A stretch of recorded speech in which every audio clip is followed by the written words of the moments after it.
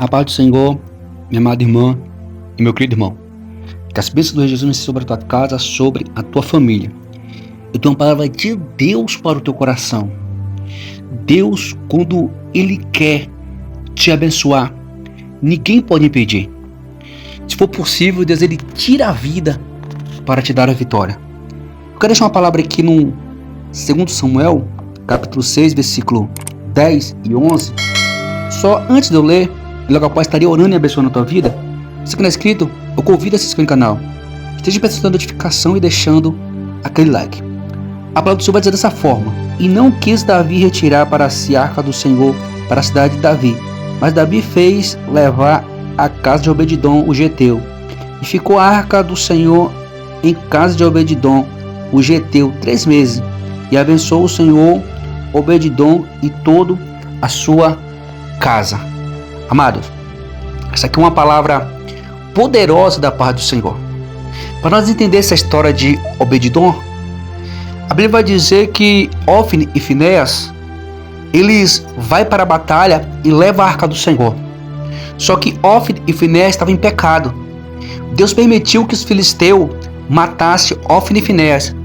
Os filisteus pegam a arca do Senhor e levam ao templo dos seus deuses, o templo de Dagon. Só que chegando lá no Dagon, no templo de Dagon, agora a arca fica depositada ali, em meio de muitos deuses, de muitas imagens. E Deus, ele não divide a glória dele com ninguém. E agora, quando os filisteus colocam aquela arca ali, no outro dia, quando eles vão ver, Dagon está caído no chão. Aqueles homens pegam, levanta aquela imagem, levanta Dagon mais uma vez. No outro dia, Dagon está com as 2 pernas quebradas e a cara prostrado perante a arca. Porque, meu amado irmão, até o diabo tem que prostrar perante ao Senhor.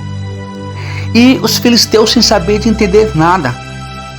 E agora a Bíblia vai dizer que a arca ficou com os filisteus durante 5 meses. E esse período de 5 meses só foi destruição para os filisteus. Só foi enfermidade. Só foi tragédia para os filisteus. A Bíblia vai dizer que mulheres, jovens, homens e crianças, tudo eles pegaram hemorródia por causa da arca do Senhor. Porque a arca do Senhor estava ali. Porque aquele povo prostrava perante a outros deuses, fazia oferenda aos outros deuses. E Deus, ele não divide a tua glória com ninguém. E agora os filisteus pegam a arca, coloca em um carro novo ou em um boi que nunca foi montado, nunca foi usado, coloca a arca. E a arca agora vai direto a Abinadab, a casa de Abinadab. A Bíblia vai dizer que a arca fica na casa de Abinadab durante 20 anos e nada acontece. O que estava na casa de Abinadab era a presença de Deus. Era para Deus abençoar. Era para Deus fazer grandes maravilhas na casa de Abinadab. E por que não fez? Porque Abinadab, ele não teve responsabilidade com a arca do Senhor. Ele não teve responsabilidade com as coisas de Deus. Quando as pessoas não têm responsabilidade com a casa do Senhor, quando as pessoas não têm responsabilidade com as coisas de Deus, quando as pessoas que preferem a bênção, mas não quer o dono da bênção, observamos que a arca vai ficar na casa de Obed-edom. Só que Davi, ele vai buscar a arca na casa de Abinadab. Só que Davi, ele não procurou a direção do Senhor para buscar a arca. Davi, ele quis buscar a arca de qualquer maneira. Davi, ele quis buscar a presença do Senhor de qualquer maneira. E por causa disso, a Bíblia diz que Deus abriu uma ruptura. E agora Uzá toca na arca e morre. E quando Deus permite que Uzá morresse, agora Davi, ele pega a arca e deposita a arca na casa de Obed-edom. E a Bíblia fala que ficou apenas 3 meses.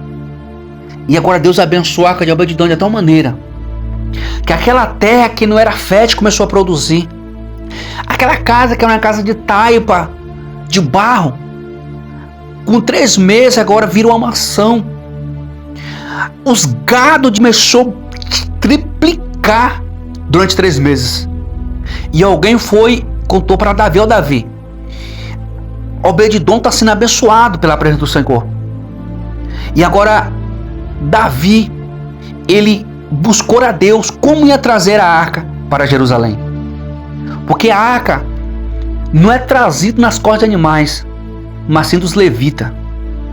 E agora quando Davi, ele vai buscar a arca, louvar o nome do Senhor, agora Obed-edom agora quis acompanhar a arca, porque Obed-edom sabia que ali era a presença de Deus, porque Obed-edom sabia que Deus estava ali.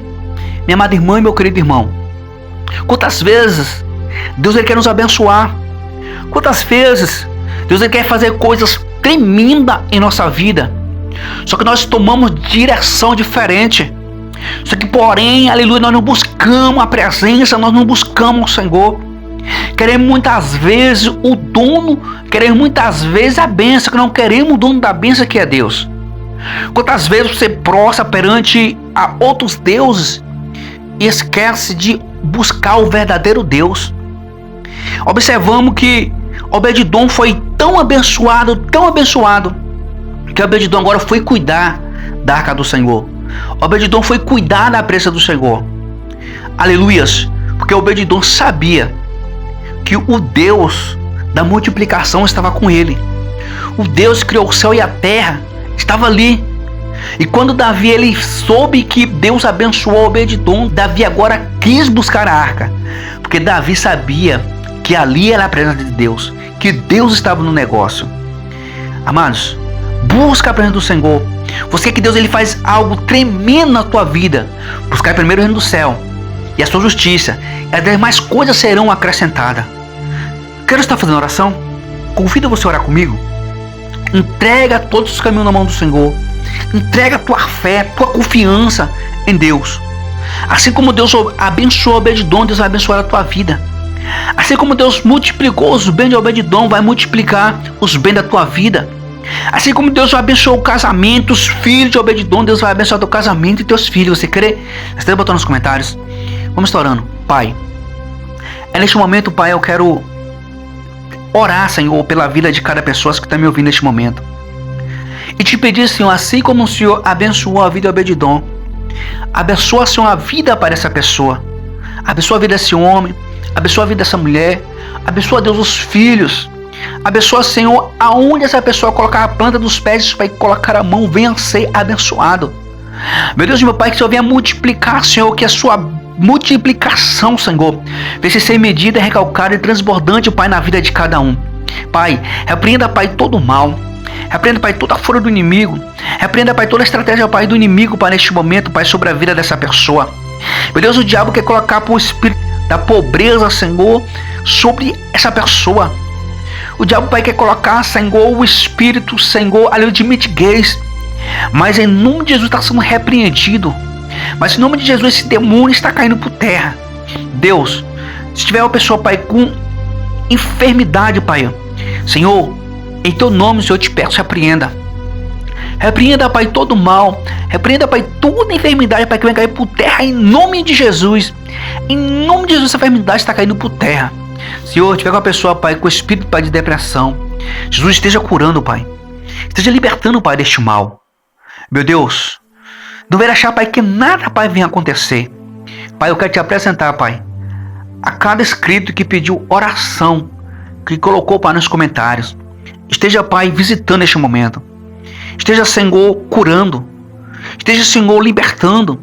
Esteja, Pai, entrando com providência para nessas papeladas, Senhor. É que eu te peço. Em nome do Pai, do Filho e do Espírito Santo. Minha amada irmã e meu querido irmão, apenas creia.